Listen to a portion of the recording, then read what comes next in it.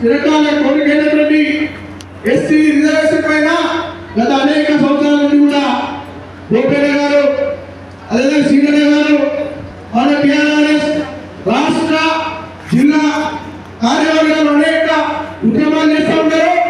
వారికి అండగా మనం ఉన్నాం. ఎస్సీ రిజర్వేషన్ సాధించుకున్నామని చెప్పి తెలంగాణ రాష్ట్ర నలుగురు నుండి ఇచ్చేటువంటి అన్నదమ్ములకు స్వాగతం సుస్వాగతం తెలియజేస్తూ అదేవిధంగా మీడియా మిత్రులకు నమస్కారాలు తెలియజేస్తా ఉన్నా.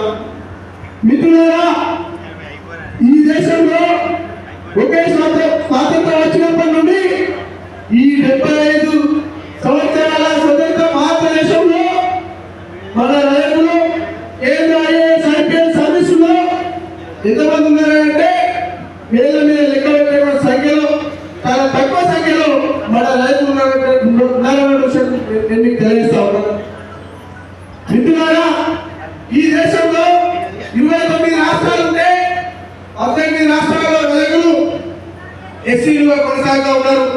11 రాష్ట్రాలలో బీసీలుగా రకరకాల రిజర్వేషన్లో కొనసాగుతూ ఉన్నారు. ఈ ఎస్సీ రిజర్వేషన్ లేకపోవడం వల్ల బీసీ ఉండడం వల్ల ఉద్యోగ పరంగా, ఆర్థిక పరంగా, ఉపాధి పరంగా అనేక రకాలుగా మనం నష్టపోతున్నాం అనేటువంటి విషయాన్ని నేను మీకు తెలియజేస్తా ఉన్నా.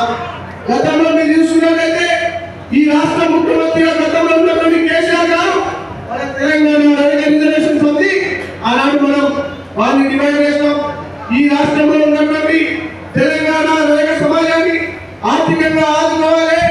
దాదాపుగా తెలంగాణ రాష్ట్రంలో ఉన్నటువంటి రైతులు 80% మంది కూడా కేవలం పేదరికంలో ఉన్నటువంటి పరిస్థితి. చాలా వరకు కూడా పట్టణాలలో, మండలాలలో, నియోజకవర్గ కేంద్రాలలో, జిల్లా కేంద్రాల్లో ఉన్నటువంటి రైతులు వారి ఇంట్లో ఆడపిల్లలు ఉంటే వారు నివసిస్తున్నటువంటి వారి పెళ్లి చేసినటువంటి పరిస్థితి పడిపోదు. అనేక సమాజం ఉన్నటువంటి విషయాన్ని మీకు తెలియజేస్తా ఉన్నా.